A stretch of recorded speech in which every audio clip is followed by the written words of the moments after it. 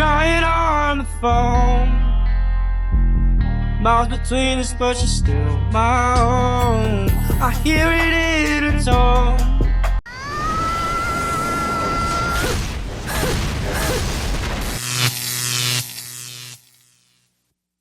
Welcome to The Wall. In today's video, we're going to face a harsh reality. Many men are rejected for the smallest things, while others don't even get the chance to show who they really are. And the most curious part is that when a woman goes through the same experience, dating another woman for the first time, she's surprised by how hard it is to be on the other side. Smash that like button. Help us reach the goal of 1,000 likes on this video. Leave your comment with your experience and wisdom. We always pin the best comment for the community. Subscribe, and without further ado, let's get started. On my way to a first date, we matched on Hinge. I know nothing besides he's good looking and Christian. This is what I'm wearing. And I'm very excited. I'm actually not nervous. I feel like I used to think first dates were so scary, but then I realized that I'm confident in who I am, and it's really just getting to know someone and deciding if you want to be around them again. So there's no nerves. I'm really hungry.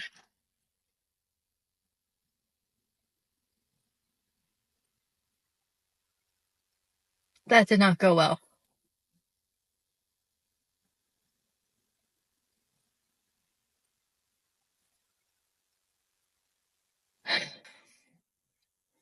Very nice guy. Very sweet, very handsome, very attractive, very successful. But I feel like I was just like talked at for the last 2 hours. The dinner was great, but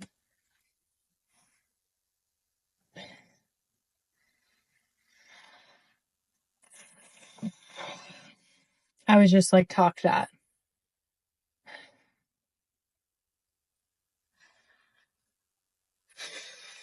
Okay, not compatible. On to the next. No, God! No, God, please, no! No! No! No! Let's move on to the next one. Relationships nowadays, for many women, have become an all or nothing game.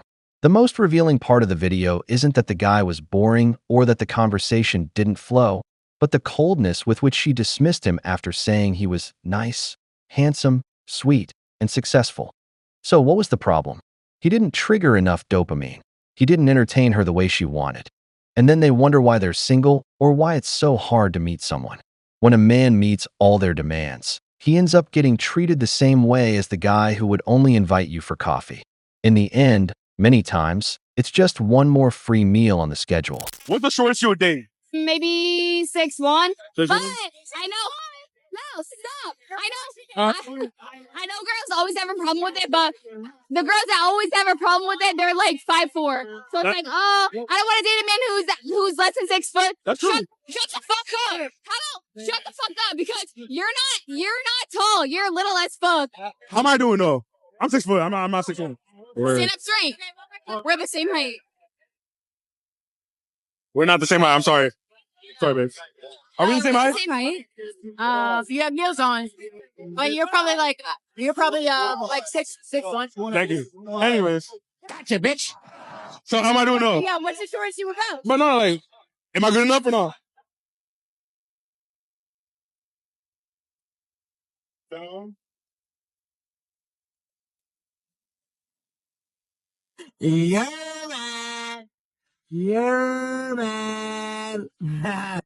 It's all right. I mean, I'm not sure you're my type either. You're being unrealistic as fuck. I'm being unrealistic as fuck. We're the same height. You're being unrealistic. What? Go ahead. No? All right, my fault. Hey, she like what she like. I guess I'm not good enough. A man says that if a woman isn't at least an 8 in beauty, doesn't have good curves or a nice butt, then he wouldn't accept her. That man would be crucified by feminists in seconds. The most ridiculous thing isn't that she has high standards. Everyone has the right to have preferences, but the mocking and condescending way she expresses it. Laughing in a man's face because of his height, while at the same time saying you're looking for something real, shows a complete lack of empathy. The irony is that many of these women aren't taller than 5 feet 3 inches, yet they demand their partner be over 6 feet 1 inch. This affects many men and can be cruel. But then she gets mad when a guy who meets those standards disqualifies them. I am currently sitting in the parking lot at Top Golf, about to go on a first date. And tell me why I'm freaking out. I am freaking out like this guy's not going to show up. I'm 15 minutes early. We'll see how fast he gets here. He's coming from pretty far, so I don't know. But I'm freaking out. I wish I never met the man. I wish he didn't show up for the date. Wish I just left it alone. Stuck to my no dating right now. It's not great out there. Terrible Hinge date.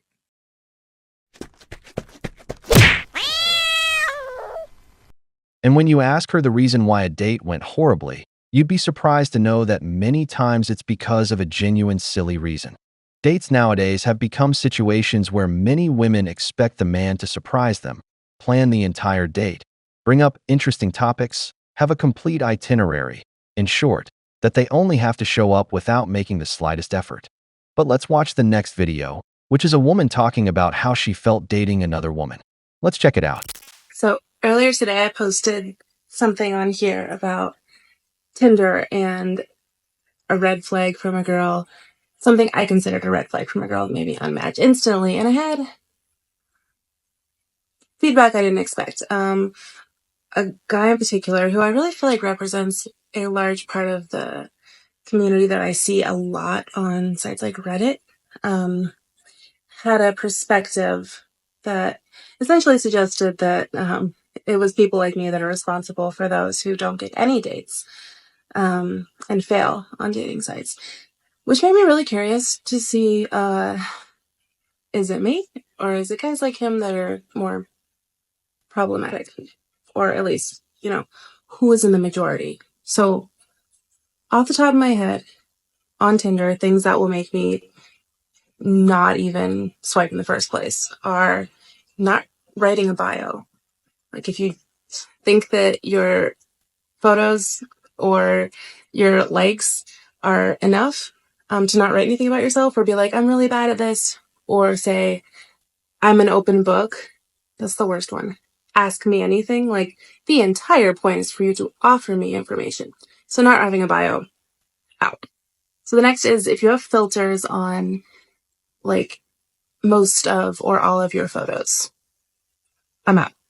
Not necessarily because like it's just weird. I don't actually have a reason for this one. Like, I could come up with reasons certainly, but it's like, it just gives like Facebook mom vibes, and that's kind of like what I think of you. I picture that your car has like a bunch of fast food wrappers and you like vape a lot or smoke cigarettes. Like, that's the vibe I get from people that have like heavy filters or like hearts and stuff on their photos of themselves. It's weird. I also assume you probably don't look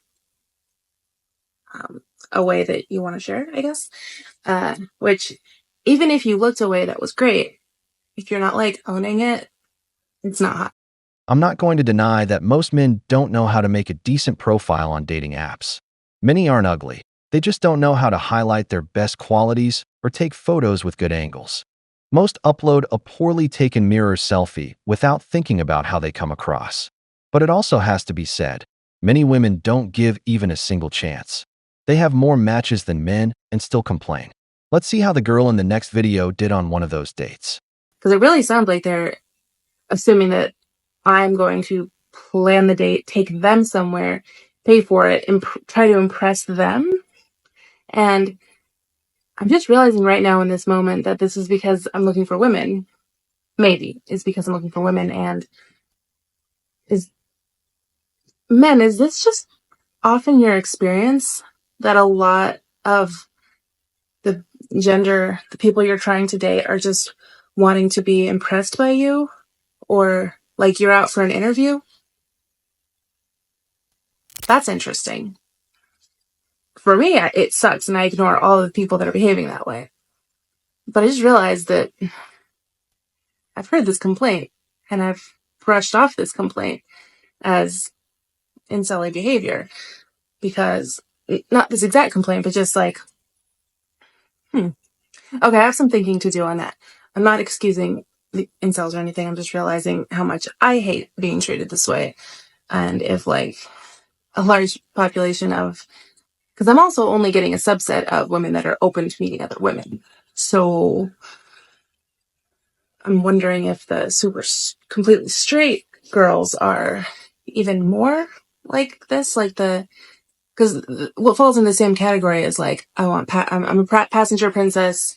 I want like that type of vibe. Feels like they don't have anything to offer. Like I'm supposed to offer everything.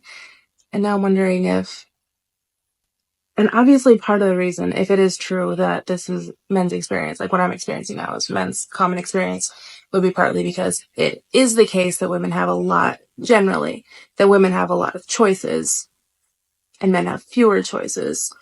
That seems to be the case currently, at the very least.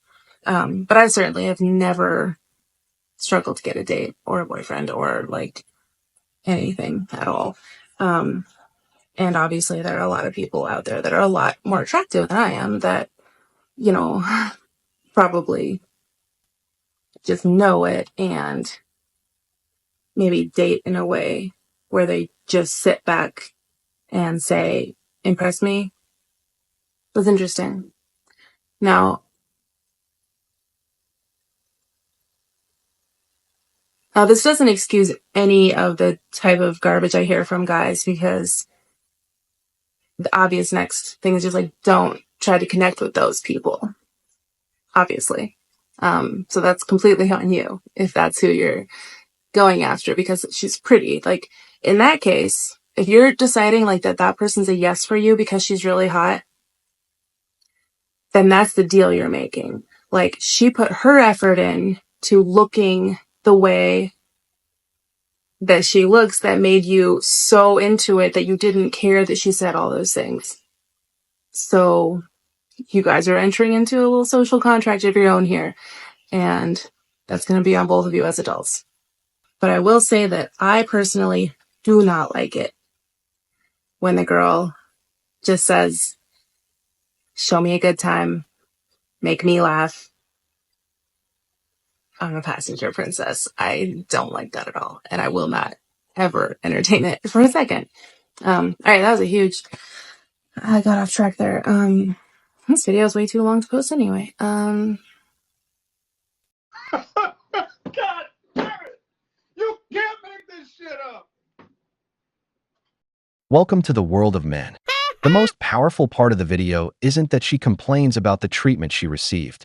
It's that, for the first time, a woman is experiencing exactly what many men have been saying for years: the pressure to entertain, impress, and justify their presence on every date.